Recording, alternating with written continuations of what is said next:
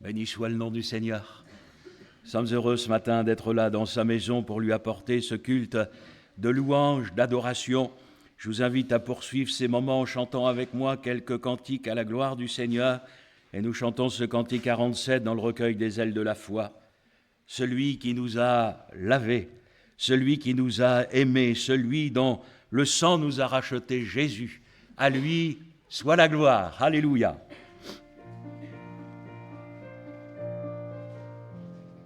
À celui qui nous a lavés, qui nous a tant aimés, par son sang nous a rachetés, soit gloire, gloire, gloire, louange à jamais. Chantons le cantique nouveau en l'honneur de l'agneau qui sortit vainqueur des tombeaux. Oui, gloire, gloire, gloire, louange à jamais. Adorons le triomphateur, Jésus notre Sauveur. Sur tous ses ennemis vainqueurs, oui, gloire, gloire, gloire, louange à jamais. Du ciel bientôt il reviendra et tout œil le verra. Le monde entier l'adorera. Oui, gloire, gloire, gloire, louange à jamais.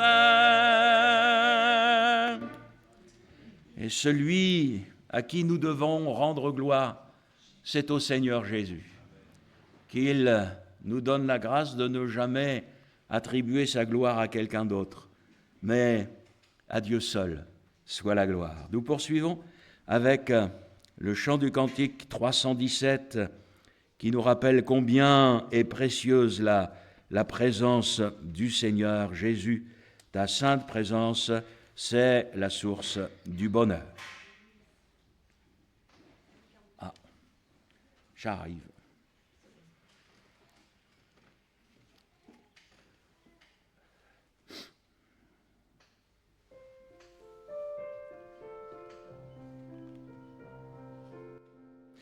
Jésus, ta sainte présence est la source du bonheur.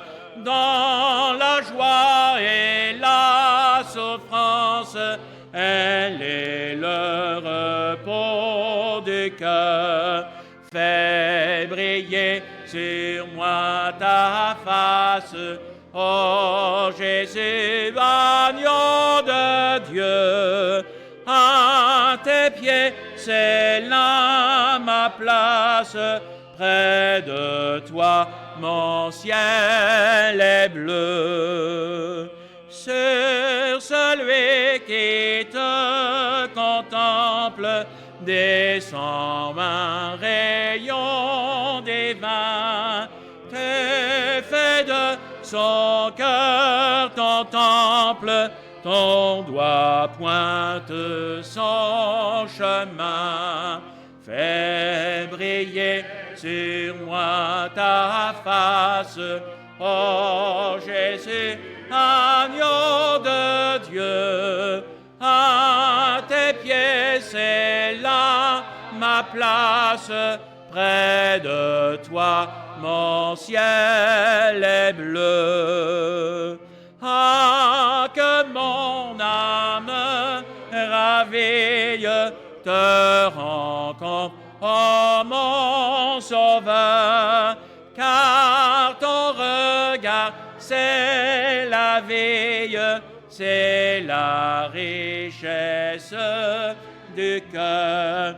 Fais briller sur moi ta face, ô Jésus, agneau de Dieu.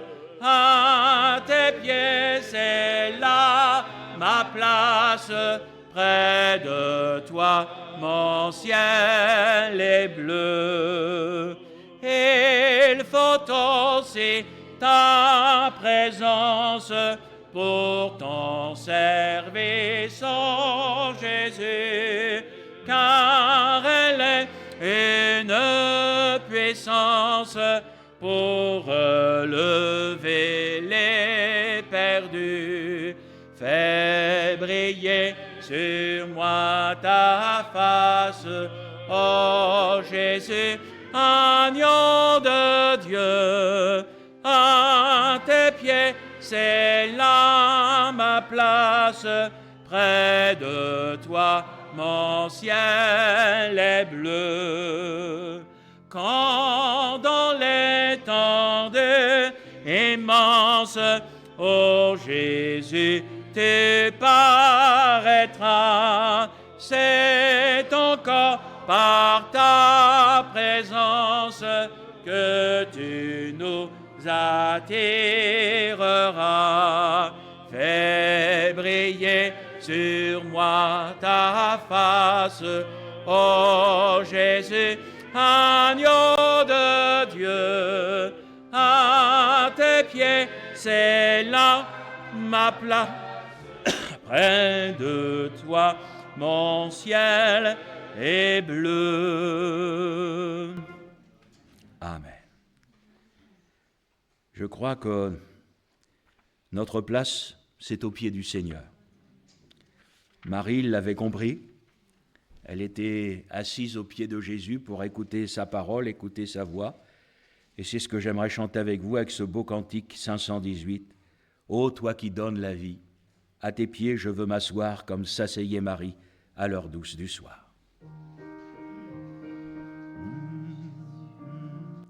Ô toi qui donnes la vie, à tes pieds je veux m'asseoir, comme s'asseyait Marie à l'heure douce du soir. Comme s'asseyait Marie à l'heure douce du soir. Mon être entier te réclame, tout n'est que faiblesse en moi. Viens te pencher sur mon âme, elle a tant besoin de toi. Viens te pencher sur mon âme, elle a tant besoin de toi. Maître, à tes pieds je m'incline, je t'appartiens sans retour. Verse en moi ta paix divine, répands en moi ton amour. Verse en moi ta paix divine, répands en moi ton amour. Et il l'a répandu dans nos cœurs par le Saint-Esprit. J'aimerais encore chanter un cantique avec vous, le 332. Nous étions sur un mauvais chemin, mais par la grâce du Seigneur Jésus, nous avons trouvé la voie.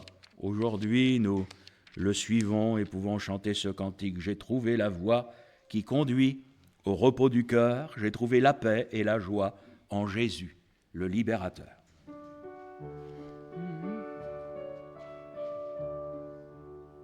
J'ai trouvé la voie qui conduit au repos du cœur. J'ai trouvé la paix et la joie en Jésus le libérateur.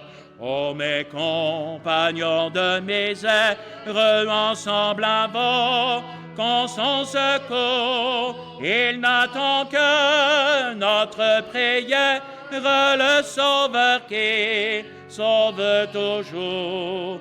Il n'attend que notre prière, le Sauveur qui sauve toujours.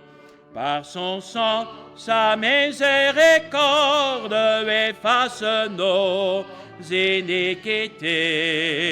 Par son esprit qu'il nous accorde, il guérit nos infirmités.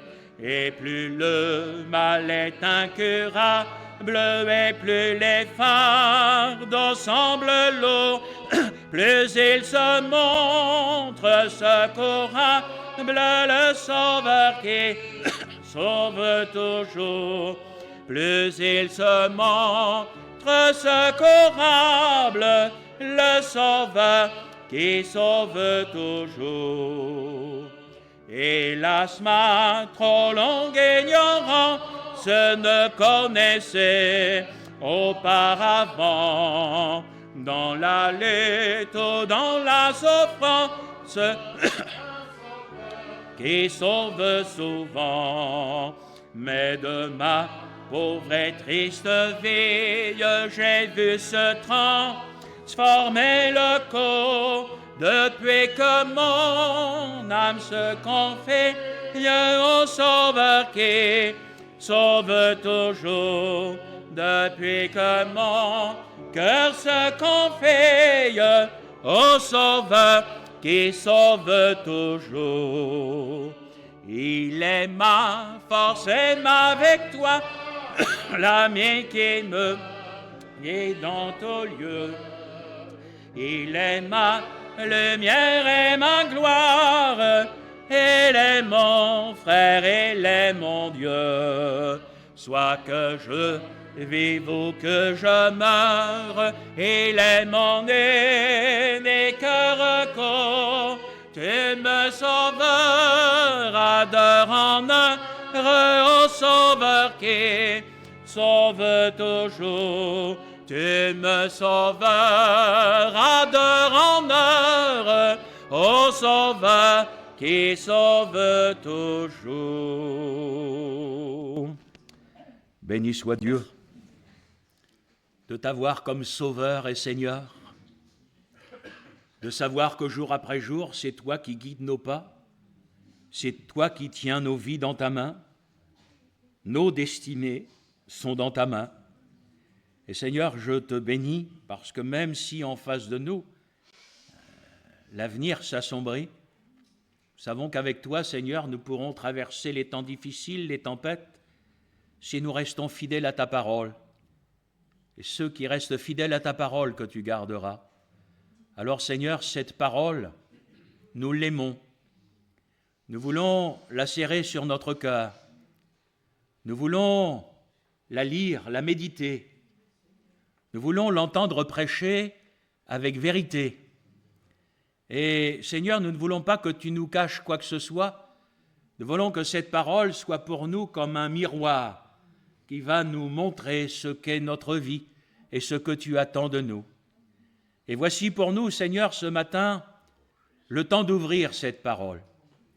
Alors, mon Seigneur et mon Dieu, je te prie de nous remplir tous du Saint-Esprit et de nous donner ces cœurs bien disposés, ces oreilles attentives. Seigneur, cet esprit renouvelé par le Saint-Esprit, cette intelligence des choses d'en haut, pour que nous ne soyons pas des intellectuels, Seigneur, mais que, étant remplis du Saint-Esprit, nous puissions voir les choses comme toi tu les vois. Seigneur, c'est ça le désir de nos cœurs. Merci pour la présence de notre frère Faisal Abdelaziz au milieu de nous. En ce jour, nous te prions de le bénir, de lui donner toute liberté dans le Saint-Esprit pour qu'il nous apporte ton conseil. Et Seigneur, que nous repartions tout à l'heure enrichis de toi. Seigneur, c'est ce que nous te demandons dans le précieux nom de Jésus. Amen. Gloire à Dieu.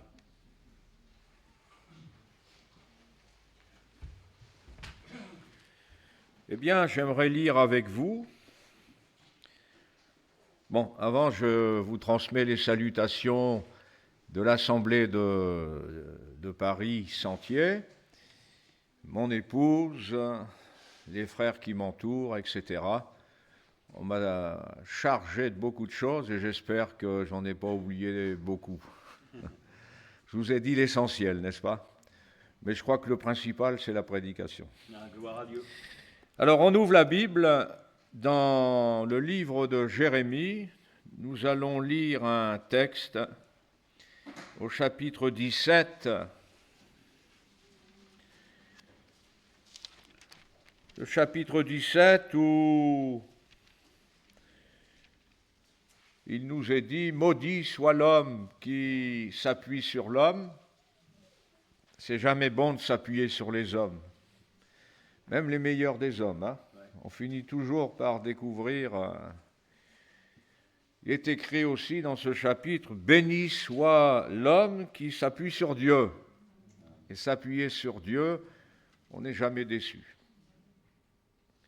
Ce n'est pas un manipulateur, ce n'est pas un menteur, et c'est surtout celui qui nous aime, mais le véritable sens du mot aimer. Hein.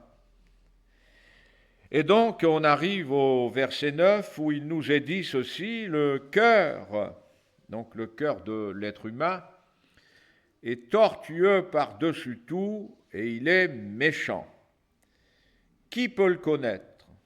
Moi, l'Éternel, j'éprouve le cœur, je sonde les reins pour rendre à chacun selon ses voies, selon le fruit de ses œuvres.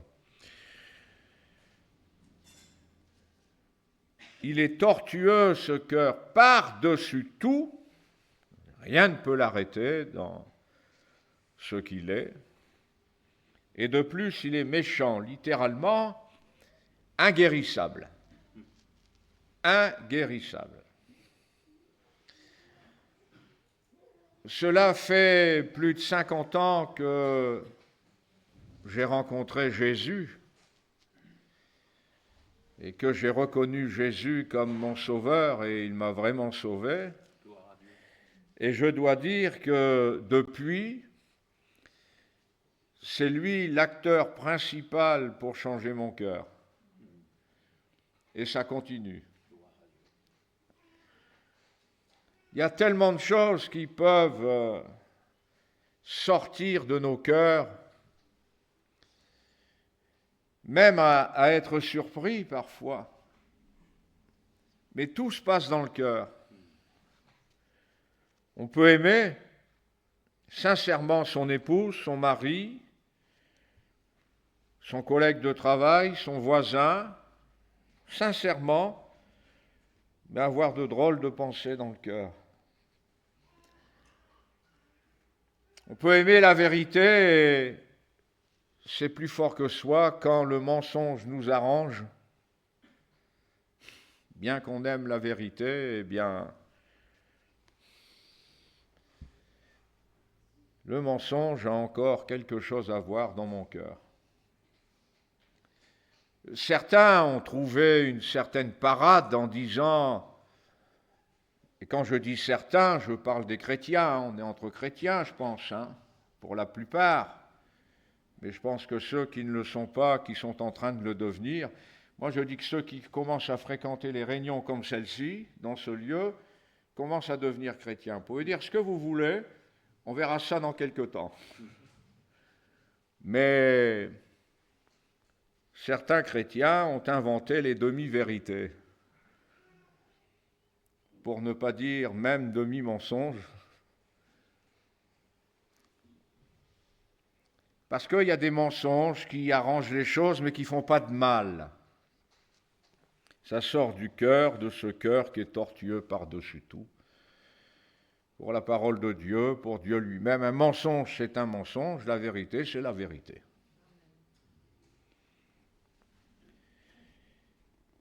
Et donc, il est inguérissable, mais il y a ce deuxième verset qu'on a lu à la suite du 9, « Moi ». Ça change par rapport à notre « moi » qui est bien installé dans notre cœur, moi. Je fais ce que je veux. Moi, j'ai raison. Pas face à Dieu.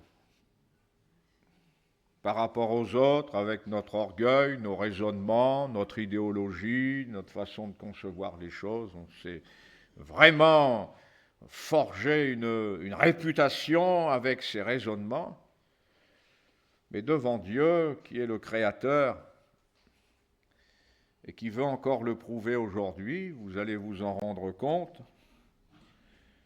Moi, Dieu, je le connais, le cœur.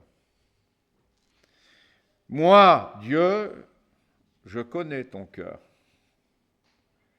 Je le connais par cœur. Parce que je suis Dieu, je connais tes pensées. En ce moment, tu es en train de dire, mais c'est pas possible. Il parle comme s'il m'avait entendu dans ma salle de bain avant de venir ici. Parce que Dieu connaît. Il sait. N'a pas besoin qu'on lui rapporte.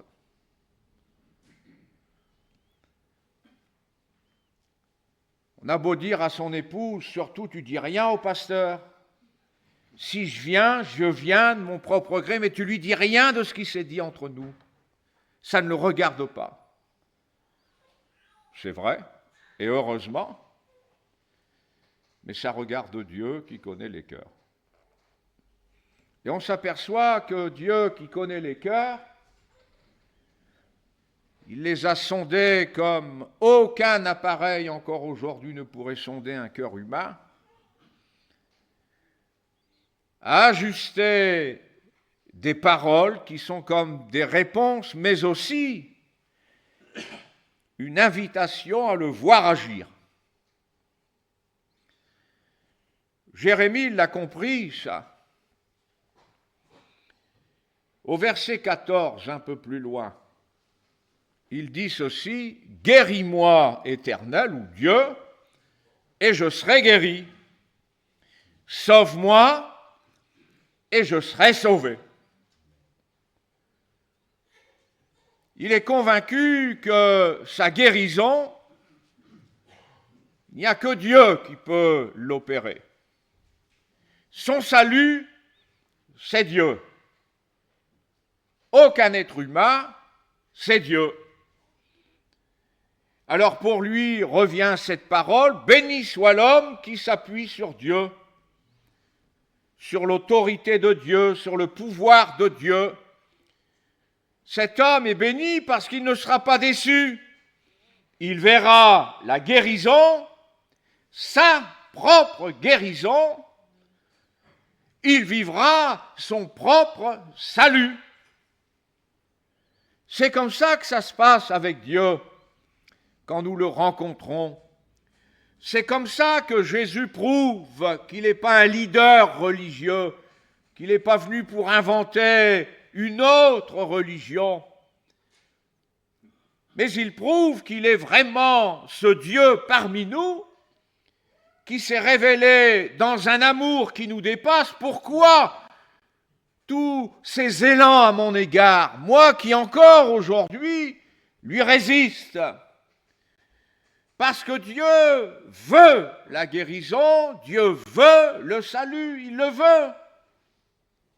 Et il l'a prouvé en nous donnant Jésus. Dans l'Évangile selon Luc, il y a ce texte, parmi tant d'autres évidemment, lorsque Jésus a commencé à se présenter au monde. Il a commencé à prêcher. Jésus, qui étant le Fils de Dieu et le Sauveur, sait à qui il s'adresse. Il connaît tous les êtres humains par cœur. Et c'est extraordinaire parce que si personnellement je connaissais l'auditoire par cœur, je pourrais essayer malgré tout à ajuster ma prédication en fonction de ce que j'ai en face de moi et que je connais. Mais ça, ce serait une erreur pour un être humain qui prêche. J'ouvre cette parenthèse.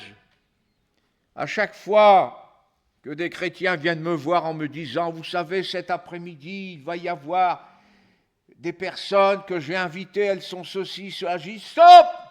Ne me dites rien. Il ne faut surtout pas que je sache. Dites-moi que vous allez amener des personnes, c'est tout. Ne me parlez pas de leur vie. Le Seigneur va se révéler à leur vie et quand elles vous diront « Tu as raconté ma vie au pasteur », vous pourrez leur dire « Ah non !» Comprenez ce que je veux dire? Donc pour le prédicateur, connaître l'auditoire comme Dieu le connaît, non. Mais parler de la part de Dieu comme Jésus l'a fait, oui. Alors quel a été le message de Jésus? Le message de Jésus, il est très simple. Et les choses les plus simples sont les plus claires et les plus vraies. Et son message, c'était « Repentez-vous, croyez à la bonne nouvelle, car le royaume de Dieu est proche. » C'était sa prédication. Il n'est pas venu pour enseigner sur les patriarches, il n'est pas venu pour expliquer les prophètes, il est venu pour dire ce que les êtres humains qu'il rencontrerait ont besoin d'entendre, c'est urgent à cause de leur cœur. Parmi eux, il y en a qui rejetteront ce message, mais parmi eux, il y en a qui avaient toujours au fond du cœur « Ah, si je pouvais changer ! Ah, si je pouvais guérir !» Je sais que je suis perdu, ma femme a raison de le dire, mon orgueil est plus fort que moi, je ne lui avouerai jamais. C'est vrai que je devrais changer, mais ça c'est des choses que Dieu a entendues, c'est des choses que Dieu entend, évidemment. Et c'est pour ça que le Seigneur nous parle de cette façon. Et quand il dit « repentez-vous », ça n'a rien à voir lorsqu'un être humain dit à son semblable « repens-toi, tu te rends compte ce que tu as encore fait ? Tu imagines la portée de tes paroles ? Tu imagines ce que tu as fait dans tes actes ? Et là, au lieu d'arranger les choses, ça empire, parce que l'être humain n'est pas Dieu, on ne sait pas reprendre, nous.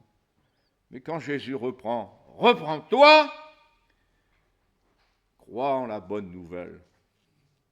Derrière la repentance, il y a une bonne nouvelle, il n'y a pas une condamnation. Si vous avouez, vous ferez quand même vos années de prison. Le brigand sur la croix, il mérite la peine de mort. Il mérite la peine de mort. Il le dit, ce sont nos crimes. Sa repentance n'a pas empêché la peine de mort. Mais sa repentance, à côté de Jésus, lui a ouvert le ciel. Alléluia. Repens-toi, croyez en la bonne nouvelle. Les hommes l'ont amené à la mort, Jésus l'a amené à la vie éternelle. Qui est ce Dieu? Quand je pense que c'est à ce Dieu qu'on attribue tous les malheurs du monde, alors que les malheurs du monde, qu'ils soient des malheurs internationaux ou des malheurs simplement dans le foyer, dans la vie d'un enfant, ce sont les hommes qui créent ces malheurs. Et c'est facile de mettre ça sur le dos de Dieu. Dieu veut guérir. Dieu veut sauver. Il ne veut faire que cela. Des hommes l'ont suivi.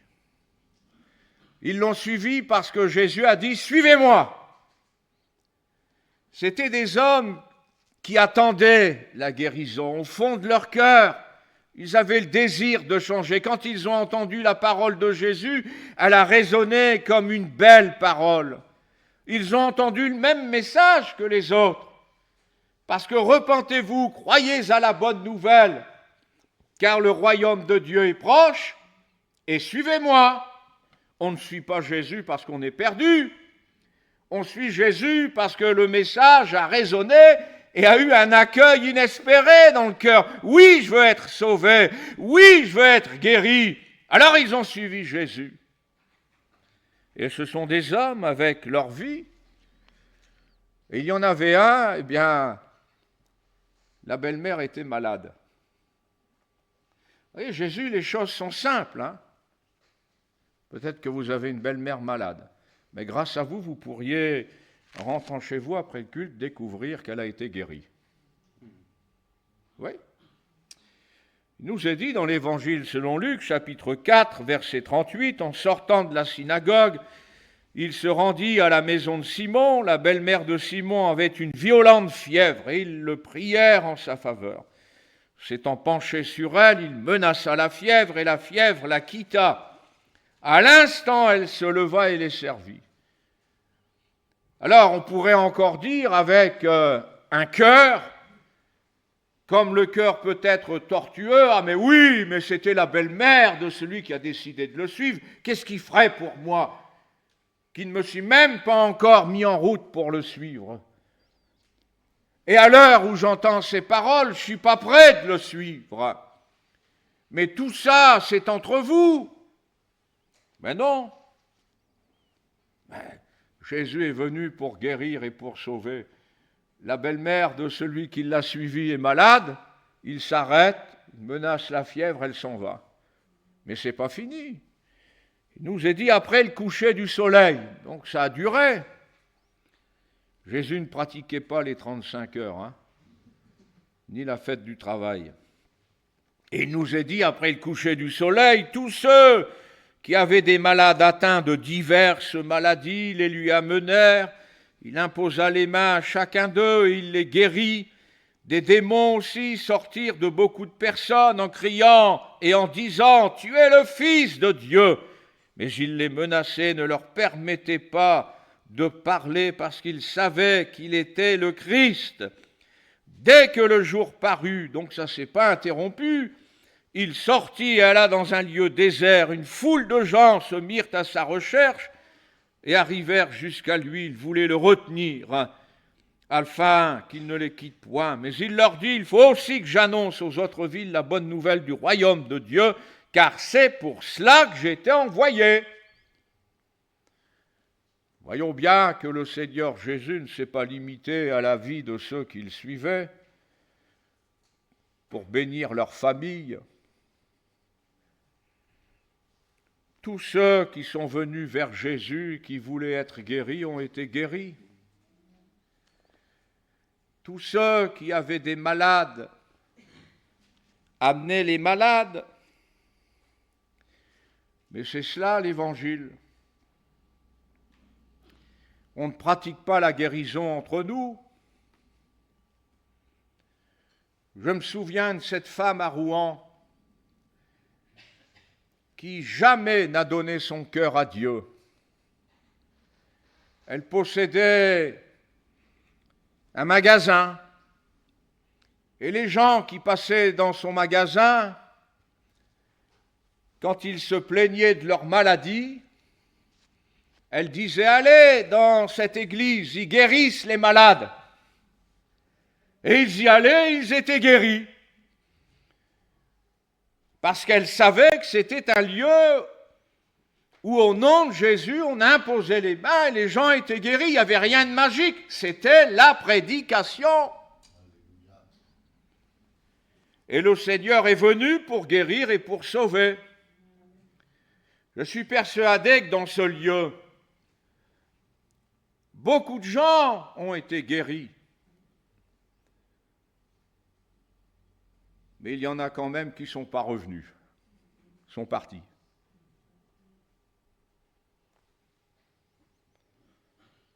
Au Sentier, là où je travaille, j'ai les archives, j'ai les journaux de l'époque où des aveugles ont été guéris.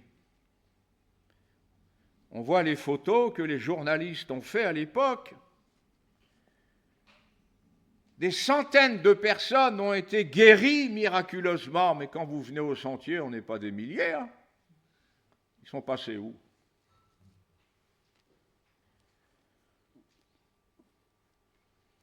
Vous savez, au jugement dernier,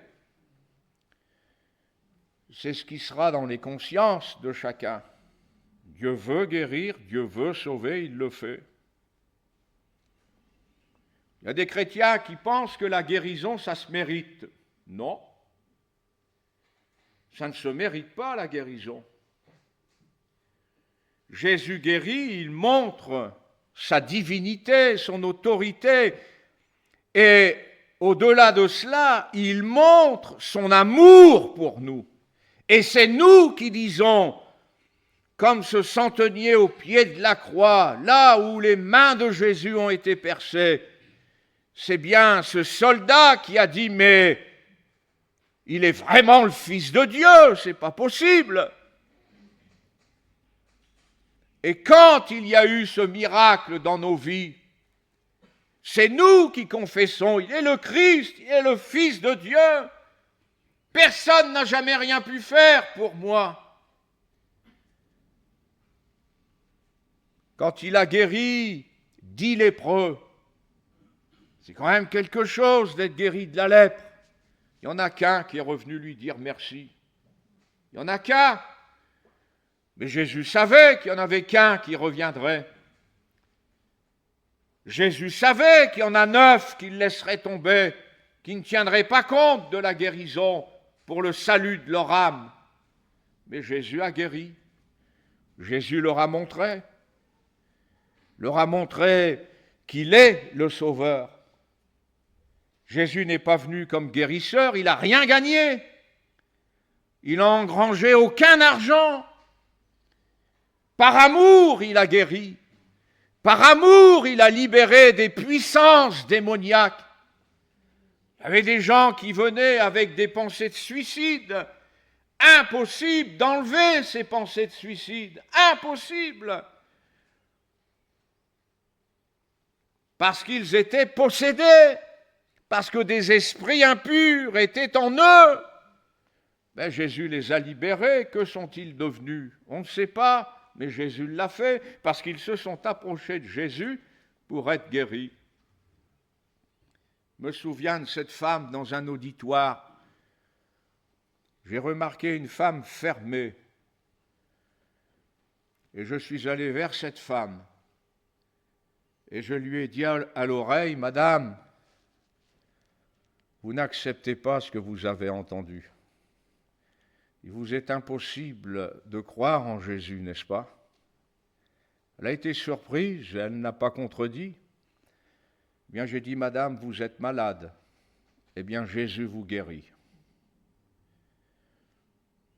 Et vous allez vous apercevoir que Jésus vous a guéri gratuitement. Vous ne lui avez même pas offert votre cœur, mais il vous montre qu'il vous aime et qu'il vous guérit. Quand je suis revenu à ma place, le prédicateur qui m'avait invité ne savait pas ce que je lui avais dit. Il m'a dit, tu sais, cette femme-là, c'est une femme fermée. Elle est atteinte d'un cancer. Sa maladie l'a rendue dure. Voilà. On a un sauveur merveilleux. Alors bien sûr, les chrétiens, quand on a confessé le nom du Seigneur Jésus, quand on s'est tourné vers Jésus pour le suivre et que l'on est devenu des chrétiens qui ne sont plus dignes de l'être parce que leur conduite ne correspond plus à cette marche avec Jésus. Alors pour eux, bien sûr, il y a un enseignement à ce moment-là pour la guérison. Peut-être faut-il que tu demandes pardon à ton frère, ta sœur. Ton frère, ta sœur, c'est peut-être aussi ton mari ou ta femme. Et à partir de là, tu verras que Dieu n'a pas changé, qu'il veut guérir. Mais pour nous qui avons été pardonnés, c'est une belle guérison, le pardon. Amen. Une grande guérison, c'est un beau miracle. Le Seigneur nous ramènera à l'œuvre qui a été accomplie à la croix, qui est à l'origine de notre salut, pour nous dire, réconcilie-toi avec ton frère, ta sœur, et tu retrouveras ce Dieu qui a prononcé ton pardon sur la croix. Et toi, tu dois vivre et faire vivre ce pardon de ce Dieu qui guérit et qui sauve. Et à partir de là, oui, mais ça ne sera jamais un mérite. Ça sera les conséquences naturelles. Pour celui qui ne connaît pas Dieu, qu'il découvre, il découvre la puissance de l'amour de Dieu qui guérit et qui délivre. Pour celui qui marche dans les voies du Seigneur, il découvre cette vérité, que si nous demeurons dans la vérité, si notre cœur ne nous condamne pas, et un cœur qui ne nous condamne pas, c'est un cœur qui a été guéri, alors le Seigneur exauce nos prières. J'ai eu à cœur de vous dire ceci, j'ai eu à cœur de ne pas prêcher ce que le Saint-Esprit avait, je pensais, mis sur mon cœur. Il a décidé autre chose. Vous inquiétez pas, cet après-midi encore, vous serez servis avec l'évangélisation, parce que c'est ça qui compte. Et je pense que nos églises ont besoin de cette évangélisation. Il y a des chrétiens aujourd'hui, faire venir quelqu'un dans l'église, il faut lui expliquer Dieu. Il faut défendre Dieu. Bien, je vais vous dire une chose. Arrêtez de vous documenter. Dieu n'a pas besoin de nous pour se défendre. Dieu n'a pas besoin de nous pour être expliqué. Je n'ai pas besoin de toutes vos explications, même si vous étiez des théologiens affûtés pour expliquer Dieu. La meilleure explication que je pourrais, moi, donner de Dieu, c'est ce qu'il a fait dans ma vie. J'explique Dieu comme cela.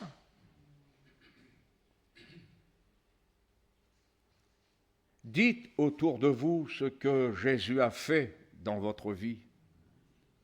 Racontez autour de vous comment un jour vous vous êtes humilié, vous étiez orgueilleux, vous étiez malade, vous étiez mal. Vous avez osé venir jusque-là.